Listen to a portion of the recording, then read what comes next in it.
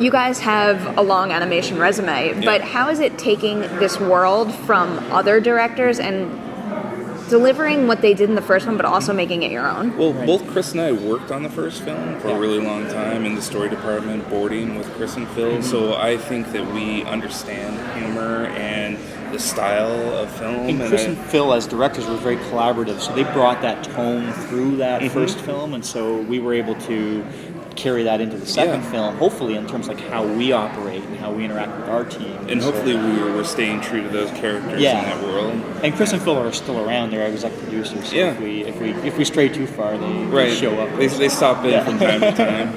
What was the process of coming up with like this new concept? Well, what we've been telling people is like, I think at the end of the first film we had a version that was a monster movie, and we couldn't do that because it was 2.5 hours long, and it just was too many ideas in the first Cloudy. So all of the team that was like working on that first film had that itch to do something like that. So our very first day one was like, okay, let's do a monster movie. Let's try that. So that was sort of our impetus to kind of crack the nut of this film. Yeah, there was definitely a want after that first film to, given the opportunity to come back and do a sentient food film. It was like, yes, for sure. Yeah, and I think the idea of like Flint graduating and going to a place where there was a lot of people like him was a very quick idea. We came to that fairly quickly in terms of like the what if, and that gave us a whole bunch of new ideas and new opportunities, and so it felt like a really rich world to dig into. Do you guys have pets? I got 2 dogs. I have a cat. Something about the foodimals makes me feel like like man's best friend. Did you make the connection at all? Well, I mean, I do think that animals are fun and more than just like actually I don't know where I was going with that one. I think to some extent the food even evolves past that kind of pet owner relationship. It starts to become, we have this food as people too. I mean, we start to, there's a noble savage element to the story. So food that's almost like tribesmen, food that is like food animal hybrids, and then food that seem like food monsters. They have so we kind of like, would that be a genome or like a species class? The Burgess shale. Yeah, it's been so long since high school science. We need some sort of big chart to go along with it. Exactly. Yeah. And can you tell me a little bit about the process of coming up with them all? I just remember the pictures from those presentations, and you guys kind of just playing with food in your backyard. Yeah, well, I mean, in the very beginning, Kris and I knew we wanted to do strawberries and pickles, and I spent a Saturday just carving up some produce and using map tags for eyes. And we went even further and brought in Craig Kelman and our story team and visual development team to come up with these food animal hybrids. So it was one of those things where everyone was involved in doing that. I think the food puns came a little bit after Cody's weekend experiment with the pickles and the strawberries, but they came fairly quick, and once you make one food pun, it's hard to stop. And then we had 200 of them on the wall at one point. And it's kind of easy when you think about it, because when you've got a watermelon and then you have an elephant, then the word a portmanteau is where you take 2 words and combine them. Or is it portmanteau? But watermelon and elephant and watermelon, and then the body. And you think about it, and the vine could be the trunk, and leaves for the ears, and it's and being happens pretty organically. Being visual people, it's like you look at food and you start to empathize with the shapes. So potatoes have little eyes and noses and stuff. So the design process was really. That was really fun. Yeah. And you said you came up with 200 of them. Yeah. So how many actually make it into the film? 40, right? Yeah, 40. And it was one of those things where, what are the most, iconic animals that would be, in a jungle or in a safari, but also what did we need for the story? If we had an environment that they were going to, what would be in that environment? What lives in swamps? What's in forests? What's in dry, arid? And sometimes you want a big animal. Sometimes you want little tiny animals. And sort of what's going to be fun to watch. Yeah. And one of the rules we had in Cloudy 1 was that the food always had to look delicious. So food photography. Yeah. And some food, in Cloudy 1, we tried to get broccoli, and broccoli just didn't look good in CG. At least with our the little leaves on it, they could never get that to look right. And popcorn was a hard one. Popcorn was hard too. So we would try to find food that looked good and that helped us move the plot along. Are there any foodimals that got cut that you really would have liked to have There was included? was it either a Tyrannosaurus mess or sometimes called a chocolate s'mores Chocolate mess? s'mores mess, yeah. That had a marshmallow body, graham cracker mouth with chocolate teeth, and it looked like a T-Rex. And it was in a scene in which they were crossing a creme brulee glacier, and so it breathed fire and kind of would Caramelize, caramelize this landscape that they were walking across. And so there was a scene where they had to like run from this giant chocolate s'mores mess. Craig I wanna Kelman see designed it. this thing called a spam whale, which was just like a can of spam with a fin on it. It was so dumb. This is something that needs to go on like the DVD extras Well, or it something might like be that. in The art of the book, making in the, of- in the art of making a book, which will be out in a few weeks. Yeah, Oh, yeah. I think there is the chocolate s'mores mess in there. I can never remember if it's called the Tyrannosaurus mess or the chocolate s'mores I'm mess. surprised you could say that so easily. Yes. Well, you know.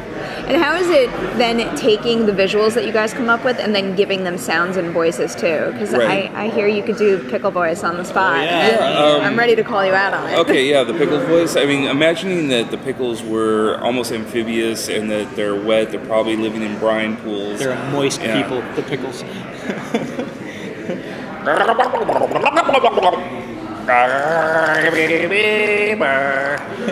Is this legitimately what you're doing in the sound booth? Yes. Yeah. And we did a loop group. We had like 40 people doing these Yeah. gargling noises, and then we had like a Yeah. drop cloth. Because you will get wet. What's the weirdest way that you guys produce a sound or a voice for this movie? That might have been the weirdest one, but is there... Oh, the marshmallows they evolved into a weird thing, that Yeah. purring thing that they all Yeah. did. So we Right. were in loop groups, like, what if we tried like a purring cat thing? And then all of these people I can't roll my tongue. Right. So I but, can't but do do it. the marshmallow that you did that started it with... Like really kind of cute and small, and then we added like a little purring thing Yeah. to it. So they're almost like weird kitten, pet, puppy, mice things. Yeah, I got so gooey just Yeah. watching all these grown-ups doing this. Do you guys have kids? I got 2 girls, yeah. God, I kids feel like yet. your kids are the luckiest people ever. If you just like make noises and animate food during dinner They or get sick something. of it after. It's like, Dad, come on. Shut up, Dad. So now, how do you incorporate this with all of the actual dialogue from the actors too? Is there any thought on your end in terms of like making that and the voice work gel and sound like it's coming from the same world? I mean, we have, sound designers and sound mixers Yeah. that make it, feel like it was all recorded in one space. But, our actors, we have the same actors coming back and they're recorded a certain way. Yeah. Some of the sound effects stuff, we do in the same ADR stages where we record those guys. And the poetry of a sequence really just, it is like a push and pull that we do in the editorial department.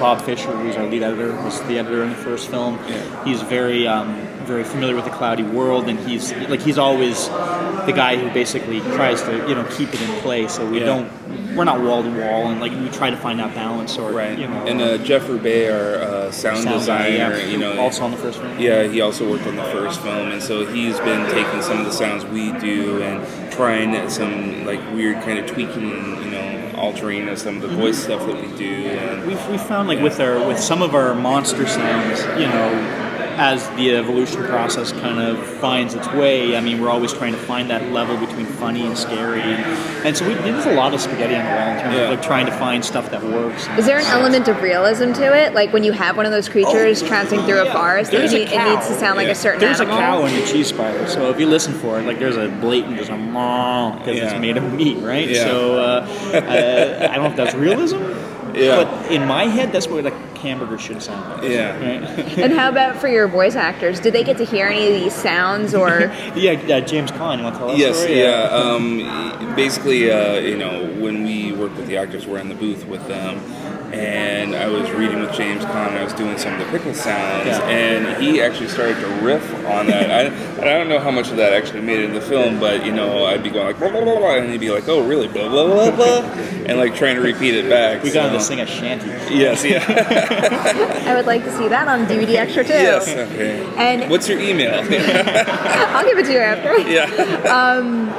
How is it going about balancing this movie tonally for kids and adults? Because I find that, certain animations can hit the mark, but certain don't, and sometimes it's too juvenile or not juvenile enough, and borderline inappropriate. Yes, yeah. Well, I mean, I don't think we ever get too inappropriate, but I mean... We definitely get borderline. Yeah.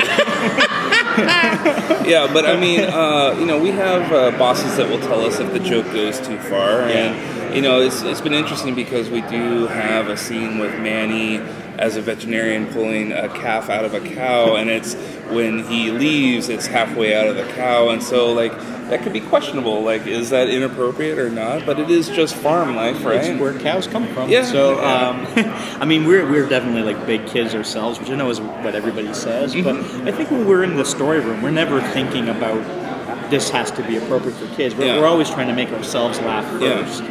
And then through the process, like, there's a natural culling of ideas that will either add to something that comes out of the story thing to make it, better for kids or better for adults, or it's the chemistry. You're always just trying to balance it through It takes 3 years to make these things, so it's there's no surprises. Speaking of that, you don't want to get ahead of yourselves or dump too much work on yourselves, Right. but are you thinking about round 3? Because it sounds like there's just so much more to explore, even if you want to continue foodimals. There's definitely somewhere to go with a third, but I think we have to wait until the second one comes out in September for the studio to even think of a third one. We have to decompress a little Yes, bit. and go walk on an island somewhere. Interact with things trees. other than food. Yes, exactly. Yeah. But we'll see. Yeah.